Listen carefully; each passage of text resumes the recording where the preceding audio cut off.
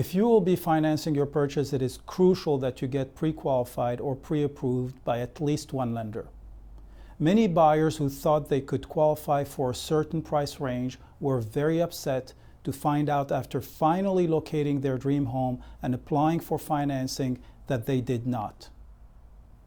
An experienced agent will always request that you get pre-qualified or better yet pre-approved before starting to show you any homes, and definitely before any offer is prepared. So what is involved in a pre-qualification or pre-approval? Generally speaking, and for all the borrowers involved in the transaction, an experienced and competent loan officer or mortgage broker will at least do the following 8 actions. Number 1, ask you why you are buying. Is it for investment purposes, to use as a primary home, or as a vacation home? Number 2, pull your credit report and review your Tri-Merge credit score. This blended credit score takes into account your credit history and scores from the 3 reporting agencies, Equifax, TransUnion, and Experian. Number 3, review any negative items that negatively affect your score or ability to obtain a loan or a low rate.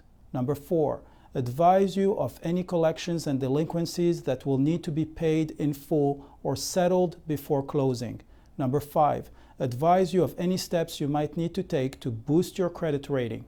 Number 6, review your assets, employment, income, banking, and financial history for up to the past 2 years. Number 7, ask you for any mortgage, rental installments, or other recurring payments. Number 8, ask you how much of a down payment you intend to make. After reviewing all of this information, the lender will explain the financing programs available to you in light of your financial strength and the type of property and purpose of your purchase. For each financing option available to you, you will be given an estimate of your monthly payments. Once you find a lender and financing program you are comfortable with, you can request this lender to issue a pre-qualification or pre-approval letter for you. Generally speaking, a pre-qualification letter is less reliable than a pre-approval letter because the financial information is not verified and the lender is just relying on your verbal representations. Now, it should be obvious to you that being pre-approved will help you avoid wasting time looking at many homes, finding your dream home, and then later experience the major disappointment of losing the dream because you cannot afford to get a loan. But there is another major benefit to being pre-approved before starting your home search. It gives you a negotiation advantage and increases your chances of making an offer that will be accepted by the seller. Here's why. Let's assume you were the seller and you received 2 offers on your home. One offer from a buyer who did not get a pre-approval and one offer from a buyer who invested time and effort to get a pre-approval.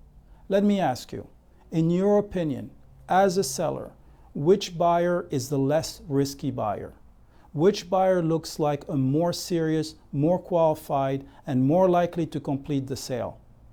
Everything else being comparable, as a seller, which offer will you be more likely to take? Of course, the buyer with the pre-approval. So get pre-approved before you make any offers. It will give you a negotiation advantage over the other buyers who did not.